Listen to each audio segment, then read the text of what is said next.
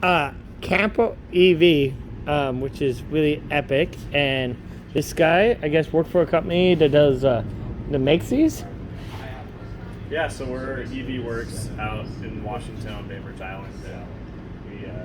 We'll convert Ram ProMasters to electric, and this is a Tofino. So this is a Ram ProMaster. Yeah, it's a Ram ProMaster, and then Tesla Model 3 battery pack and drive unit gets put in. Okay. So this is take a Tesla and make it into a real ProMaster, pretty much. Yeah, we work with Maxwell Vehicles out of down here in California to do the conversions. And this one has about 150 miles of range, but if you get the big battery pack, you can get about like 170 to 200 if you have the low top ProMaster. So what? Okay, so are they all custom, right? And pretty much, or they pretty much, but you pretty much make them all pretty much very similar. They're all pretty much the same. You can have a few customized options. Like you can have, this one has DC fast charging. They have a CCS port. Yeah. And then you can get different size battery packs. Is there solar on the roof? Yeah, it has solar. This one comes stock with solar from Pleasureway does these. Does the camper versions. And okay. Then, but if you don't have a camper, we can also do solar as well. Okay. Which is pretty nice for refrigerated vans because we can do like refrigerated cargo vans, and it can help power the refrigeration system. So if you try and make a refrigeration van other than a RV, you can use a solar panel. Yeah, I mean it charges the high voltage battery pack, but it just helps a lot with running the AC all day long to keep the compartment cool. Oh, because you can you want the AC the whole day, so you don't have to. Yeah. Because like a couple food banks we've worked with to sell them vans, and at least vans to them, and they deliver food to the homeless and stuff. Yeah. That's really cool. Yeah. I work with a lot with food banks, and in Washington, where in like the Seattle area.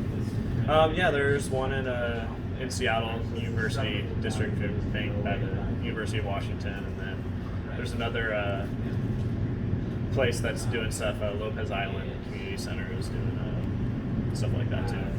Okay. And then, so what type of do you guys have? So is it electric refrigerator, instead of having a gas refrigerator, you have electric refrigerator? Yeah, so it actually runs off the Tesla AC compressor that cools the battery pack and provides AC to the cabin, and that runs the refrigeration system as well. So you're able to hook a refrigerator to the Tesla refrigerator? Yeah. And you use the same Tesla refrigerator from the Tesla? Mm-hmm. Yeah. Okay. Because they're pretty overbuilt, and it works great. Yeah. Yeah, and in that way, the electric refrigeration, the battery power DC, because it is a DC AC unit, which is designed for it. It has an AC motor, and it runs off the battery pack. But it runs off the battery pack. Yeah. So. It's a lot more efficient running off the high voltage versus like the 12-volt system or something. Yeah. And then you run that to the refrigerator lines for like a refrigerator compartment, and that's cool. If you want just a normal refrigerator, like this one comes with like a camper refrigerator. But I'm talking like the whole back. The whole back is a refrigerator, right, and then you just crank the AC. Pretty much, you're just cranking the AC. Yeah. It just and so, and then but then if you just use a regular refrigerator, and you just buy a regular refrigerator, throw in there that you just want a small refrigerator for a camper version, yeah. And then like induction cooktops and stuff like that. Yeah, there's an induction cooktop in there. There's a sink. Yeah, right now you have all your gear in there. It's a mess. You guys are traveling. Yeah, you guys drove down here from Seattle, so the same as I did. So your camper is a mess. But that's really awesome. Which I actually really crazy that you guys are also from Seattle. Yeah, yeah. So I wouldn't mind maybe even working for you guys. What's up? I wouldn't even mind working for you guys. Yeah, come on by. Come by and visit the shop. Yeah.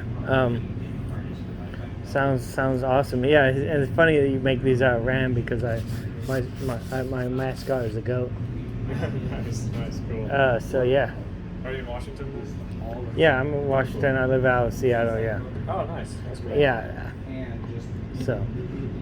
But you guys work on the island though? We're on Bainbridge Island. Yeah. Yeah, you gotta catch I a live ferry. in Seattle personally.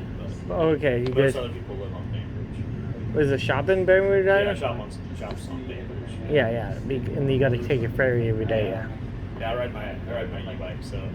So you don't have you save so you can only pay the bike rate instead of Yeah. a you car don't rate. have to- when the ferries fill up, you don't have to wait a couple hours for the next one. Yeah. And then you don't have to pay a car rate. Yeah, You only have to pay a exactly. bicycle rate. Right. Yeah. I think it's slightly a bit more than a passenger rate. Yeah. It's like $1 more. Yeah. But so it's $2 away with the ferry if you're a passenger. Yeah. I think it's like $11 for a bike and like. Yeah, 10 for a it doesn't passenger. really matter part of the interview, but yeah, it's cool though. Definitely cool. I've been having Safe Dream a long time. So how much does one of these go for? So It really depends if someone already has a van or if we need to source a van for someone, it can vary a lot. So we don't really do pricing on case by case buys. So like high and low.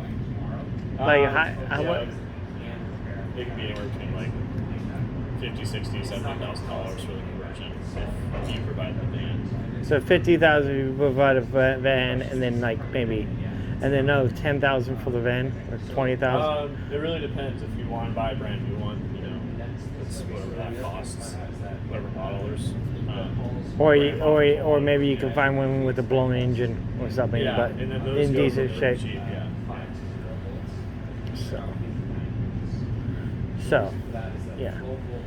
So probably so somewhere in 70,000.